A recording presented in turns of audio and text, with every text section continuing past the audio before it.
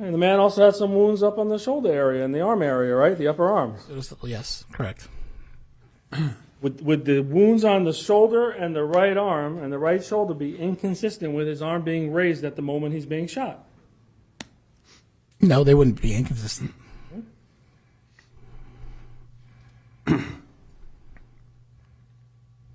I'm clear there was no whole bullets found, like full-size bullets.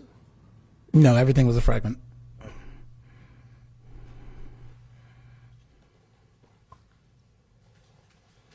And you have no idea what the shooter in this case was seeing. There's no way you could tell us what he was seeing when he started shooting, right?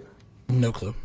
And you have no evidence at all that the shots came directly from behind the decedent, did you? Do you? I don't recall any defects in the back right passenger or the back windshield. I can't recall those. You said they're all right to left, the wounds, right? Yes, and from reviewing the scene photographs, the defects are on the right front passenger door. No, I'm talking on the body of the decedent. They're all right to left, every single wound, right? Yes. So you would agree that, I don't want to turn my back, but let me just do that quickly. You didn't see any straight bullets that came directly into the decedent's back, like my back's turned to you. There's no bullets. Where you're sitting, hypothetically, you didn't see a bullet go straight into this decedent's back, correct? I mean, there are defects in his back. They're going from right to left, but I don't have... I'm sorry, apologize. So, I don't understand your question. You're asking... You have no evidence whatsoever that the shooter was standing directly behind the decedent at any time when he was shooting at him and shot him. Yeah, I can't say... I mean, the end of the gun was at some point for those back wounds behind him, but I don't know because in space, everything's moving. I don't believe that he stood there and the car was sitting in one spot while this was going on. Of course, but you have no evidence that the shooter was directly behind the decedent and kept shooting into his back. The bullets are inconsistent with that, right? Or the fragments. They're coming from the right to left and they're going from back to front. So at some point, the barrel of the gun was at this position. Okay. In reference to where the decedent was. So it would be slightly behind him. Slightly behind him. Walking directly behind him. That's what I'm asking you, the way I just turned from you. No, there's no indication of that. There's no wound path that depicts that. Okay.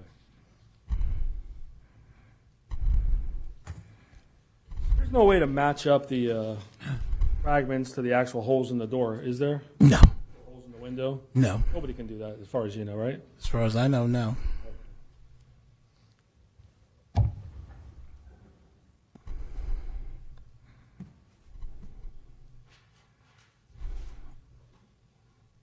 You guys, meaning the medical examiners, you take hair standards, DNA standards, fingernail clippings, right and left hand, right?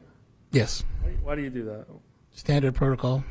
Well, you take fingernail clippings to see if possibly it may be important to see if someone's DNA is underneath the decedent's fingers or fingernails.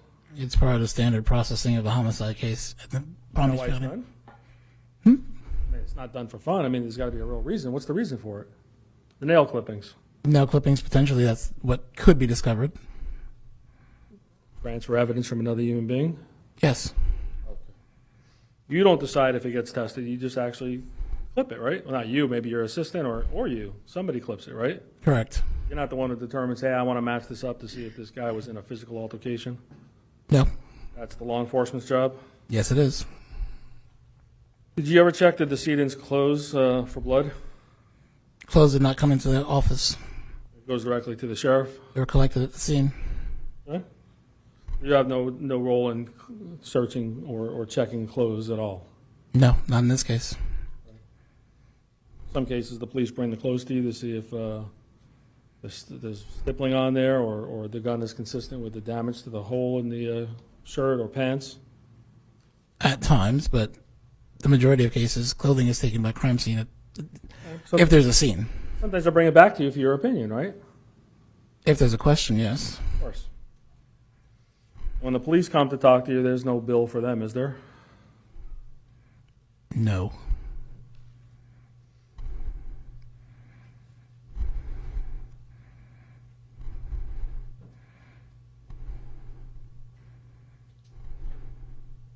Remember seeing on the decedent's right hand? Do you remember seeing a mark on his finger, like an abrasion?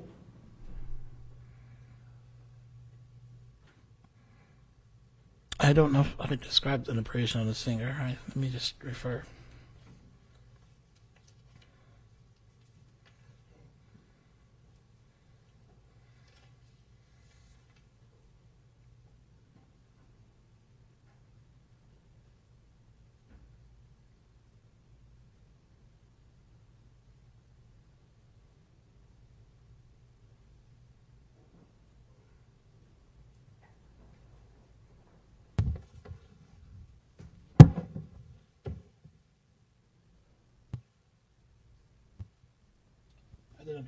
I did not describe one. I'm sorry? I did not describe one. So can you tell me if there was a wound or abrasion on his hand? Besides the pseudostipple that was described, no, I cannot. Okay. Let me show you. It's been entered as defense exhibit number 19. You see any wounds on or any abrasions on the finger on this photograph? No, I do not. And I'm talking about the index finger, the one that's pointing out the furthest.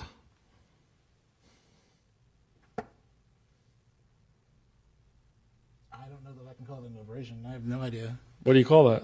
I don't really see anything other than a crinkled finger. Okay. And do you see anything on the palm in this area under the thumb? Do you see any indentations or any marks that mean anything to you? It potentially looks like lividity, What's that? pooling of the blood in that area. How about a pressure mark? Would you disagree that's possibly a pressure mark from holding something prior to death? Cause blanching, and lividity fills in the spaces in between. So there wouldn't be lividity if it's a pressure mark. Possible this is a pressure mark on the palm? It's an indication of lividity. I can't say anything more than that. So you agree or disagree that it's possibly a pressure mark? I wouldn't describe it as a pressure mark. It looks like lividity to me. Describe that in your report that there was lividity in the palm? No, I generalize lividity in general areas of the body. However, I don't specifically say each individual area I see lividity and diagram it in a case like this.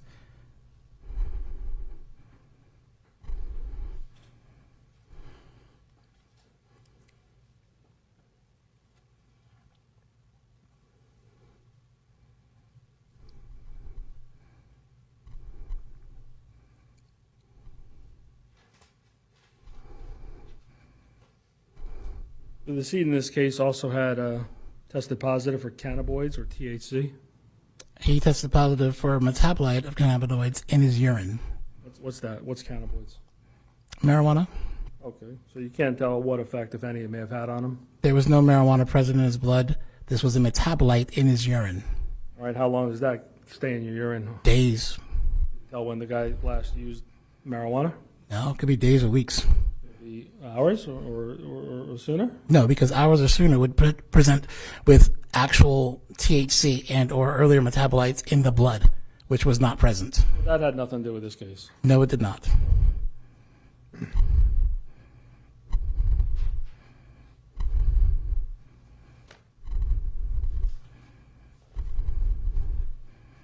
You asked a question about a death grip, and you said that you don't use that term, and it's a colloquial. How do you say that word? Colloquial. Thank you. What's colloquial? What does that mean? Lay common phrasing. Right. During your training for a medical examiner, I know you were never in a war, right? I mean, you never did autopsies on soldiers, did you? I have not, no. Have you ever read any articles on that or literature about soldiers maybe holding a firearm or have what's called a death grip upon their death while they're on the battlefield? I specifically have not, no. Do you know where the term death grip comes from? No, as I said. Okay.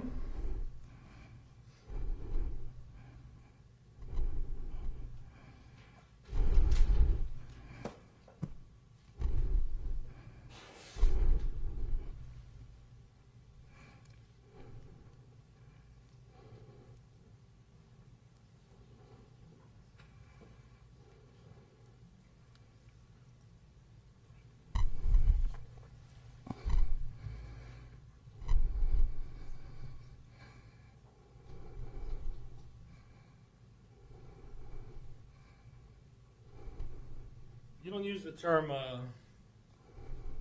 death grip. Do you have another term for it? For what? Well, a colloquial term, death grip. Do you have another word that you use? I would just be descriptive of the rigor mortis I see. All right, so you've never testified in a case about a possible person holding a weapon before their death or during their death?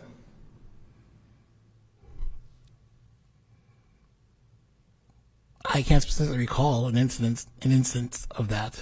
Do you have any way, from your autopsy and your experience, do you have any way of showing the position the decedent was in when he was shot? Do you actually know? No. And you have no way of... How about suicides? You must get tons of suicides in Palm Beach County. Yes, there are quite a few. You ever get them where the decedent has a gun in their hand? Or by the time they come to you, it's taken out by law enforcement probably, right? Correct. Right. Well, the scene photos from your investigators, do you ever see photographs of the decedents holding guns? At times, yes. All right. And when the guns are removed by the law enforcement, I know you're generally not there, right? That's correct. Does your investigators ever take pictures of the decedent's hand after the gun is removed? Yes, they do.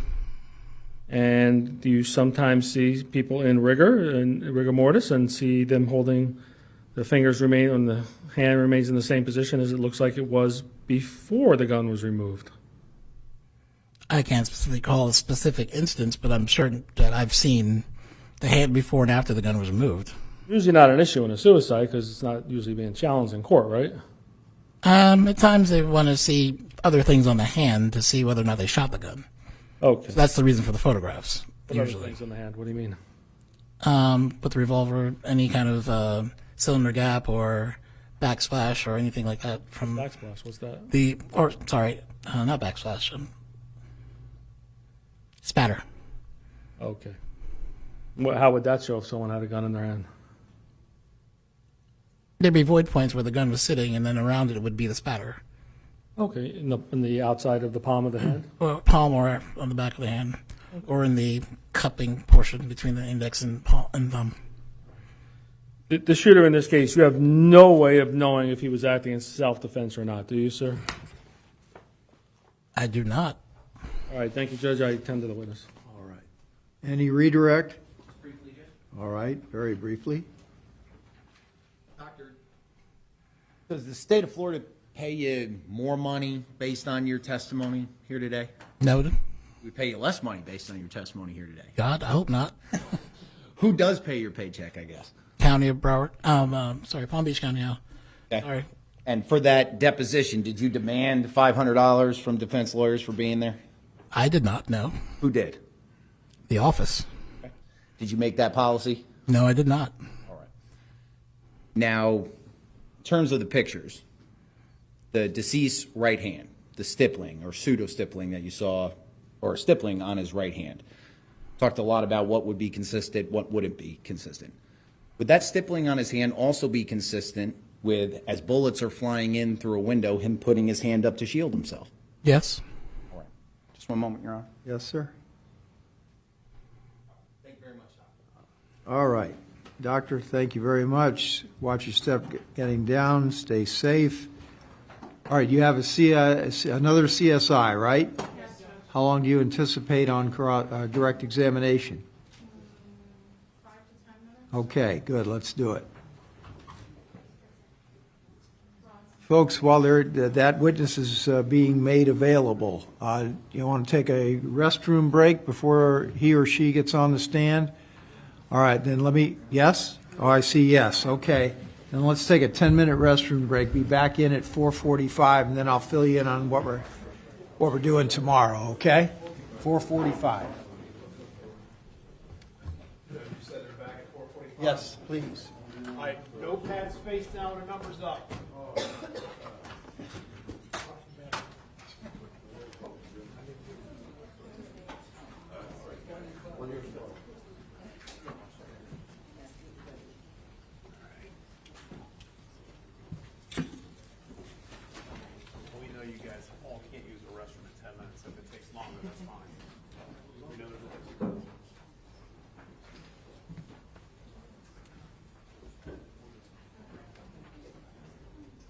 course in brief recess.